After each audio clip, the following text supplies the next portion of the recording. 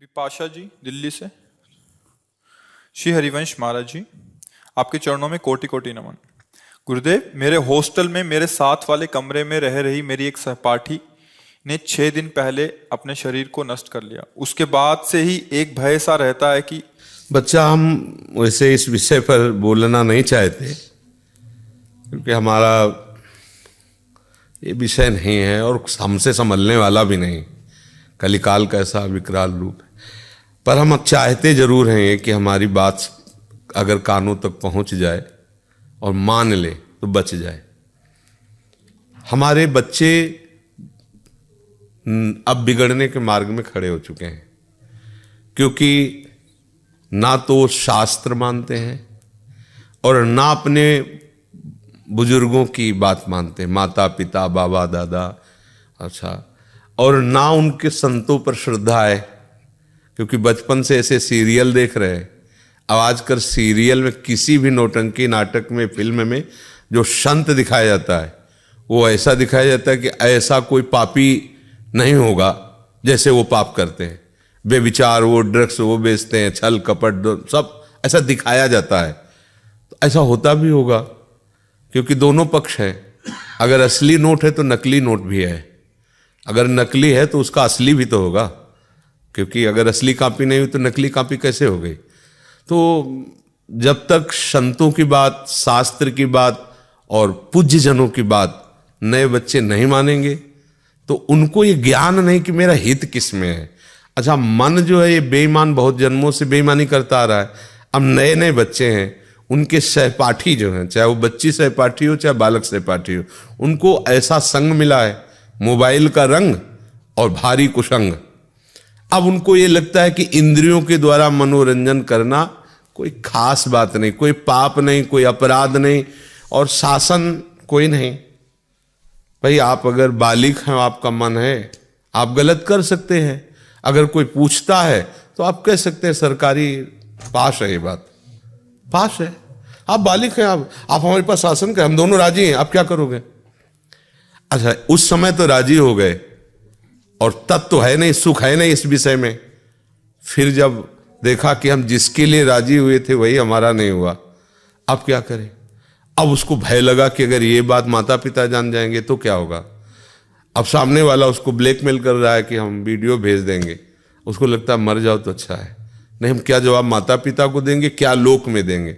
और ऐसे बहुत से बच्चे अपनी जान को नष्ट कर देते हैं।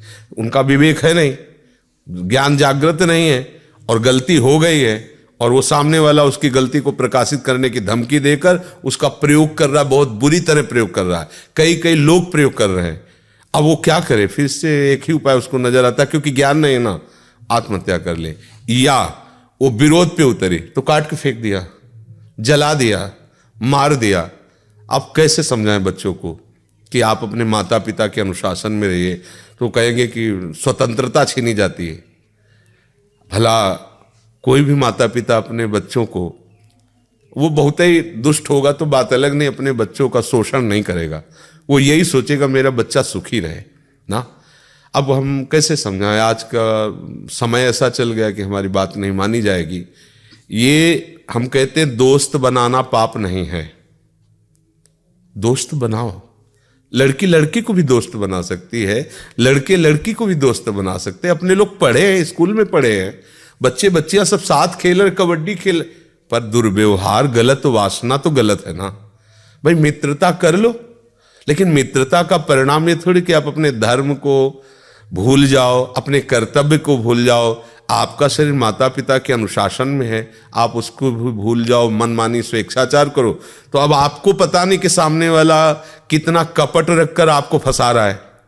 ये और बढ़ेगा जब तक आप हमारी बात को समझेंगे नहीं, शास्त्र की बात को नहीं समझेंगे, अपने बुजुर्ग माता पिता की बात नहीं समझेंगे। इनसे गलत नहीं होगा।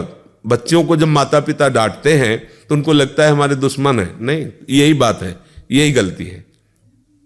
अब माता पिता भी क्या करें, तुम्हारे सुख के लिए तुम्हें पैसा दे दिया, तुम्हें अच्छी जगह पढ़ा लिखा रहे, लेकिन आप अपने कर्तव्य बिगाड़ लो। छोटे छोटे बच्चे हैं, मदिरा पीते हैं, शराब पीते हैं, छोटे छोटे बच्चे हैं, गंदे आचरण करते हैं। कैसे, मतलब कैसा जीवन होगा, मरा हुआ जीवन, किस तरह का जीवन रहेगा।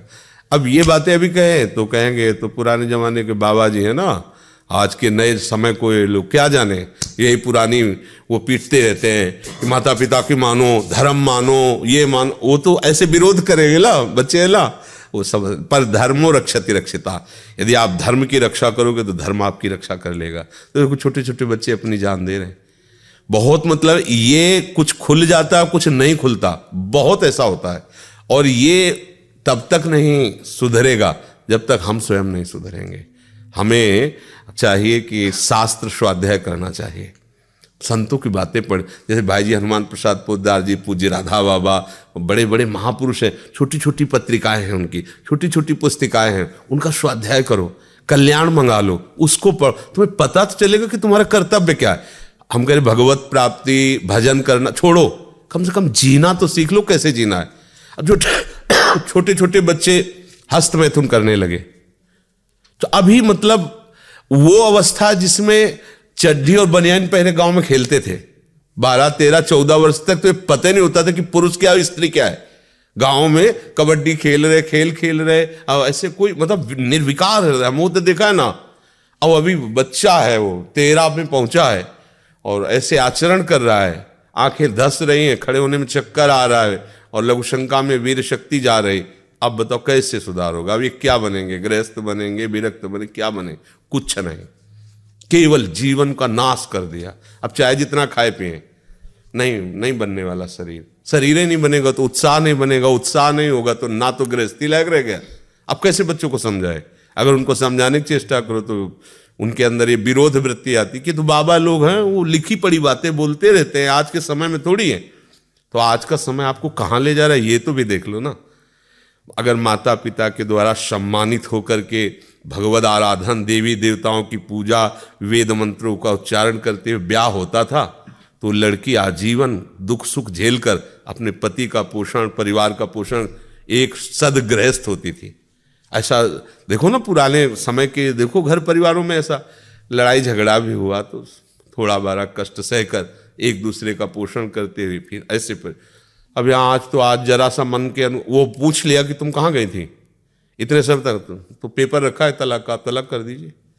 आप हमसे पूछ नहीं सकते, हमारा जीवन स्वतंत्र, तलाक कर दीजिए। या उस पुरुष से पूछा कि आप कहाँ थे, आदि दोनों मित्र हो, दोनों का अधिकार एक दूसरे के जीवन पर, दोनों एक दूसरे के विषय में बात कर सकते हैं। खत्म, वो अपनी बैग उठाए अपना चल दिए। वैसे क्या है जीवन? तो हमें लगता है अब इस विषय में हम लोग बोलें भी तो क्या बोलें, कोई समझने वाला नहीं। क्यों? आपका भोजन ठीक नहीं है, आपका संग ठीक नहीं है, आपके अंदर कोई भागवतिक साधना नहीं, तो आप हमारी बात कैसे समझ पाओगे? आपको सब बकवास लगेगा ना, क्योंकि आप जिस जीवन में जी रहे हैं वो ये जीवन बिल्कुल विपरीत पड़ेगा।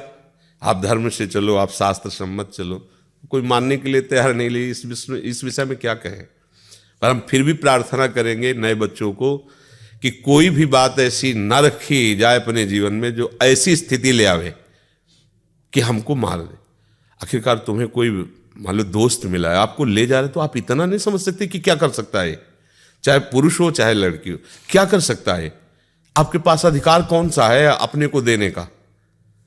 गुरुजन है, माता पिता, थोड़ा उनकी भी सलाह। हम कोई भी वस्तु जब ग्रहण करते हैं तो या तो हम में योग्यता हो और या फिर हम योग्य पुरुषों की सलाह ले, दोनों बातें होती हैं। राजा सर्वसमर्थ होता है पर मंत्री सलाहकार होते हैं। तो अपने बच्चे हैं, अपने गुरुजन बड़े जन हमारे सलाहकार। अगर हम कोई कदम रखें तो बुजुर्गों और माता पिता को चाहिए कि बच्चों के साथ मित्रवत व्यवहार करें, माता पिता की तरह व्यवहार न करें, दोस्त की तरह, कि वो अपनी हर बात आपसे शेयर कर सके, बता सके, बैठाल के करना चाहिए। चाहे बच्चा हो चाहे बच्ची हो, कि देखो तुम्हारे माता पिता तो हैं लेकिन तुम्हारे दोस्त भी हैं, ये तुमसे बड़ी से बड़ी गलती हो जाएगी तो भी हम तुम्हारा साथ देंगे, पर हमसे छुपाना मत। तुम जहां कहोगे, जैसे कहोगे, हम खड़े हैं वहां, पर हर बात हमारे नॉलेज में होनी चाहिए। इतना अपने बच्चे को प्यार देना। देखो अगर प्यार नहीं दोगे, शासन केवल करोगे, तो फिर बच्चे हाथ में नहीं आएंगे। उनको इतना प्यार हो कि उनको लगे कि मैं अपनी गलती अगर माता पिता से कहूंगे तो मुझे बचा लिया जाएगा। अब जैसे उसने देख लिया कि अगर ये बात माता पिता जान गए तो जिंदा मार डालेंगे, इतना भय है, और वो आदमी समाज में विख्यात कर देगा। अब क्या करें? उनको यही, बच्चे हैं, बस एक ही रास्ता निकलता है कि अपने आप को खत्म कर लो। और ये घोर अज्ञान की बात है। ये जीवन ऐसे थोड़ी मिला है नष्ट करने के लिए। हाँ, इस लोक में परलोक में सदैव आनंदित रहो, ऐसे आचरण करो, ऐसे भाव से चलो।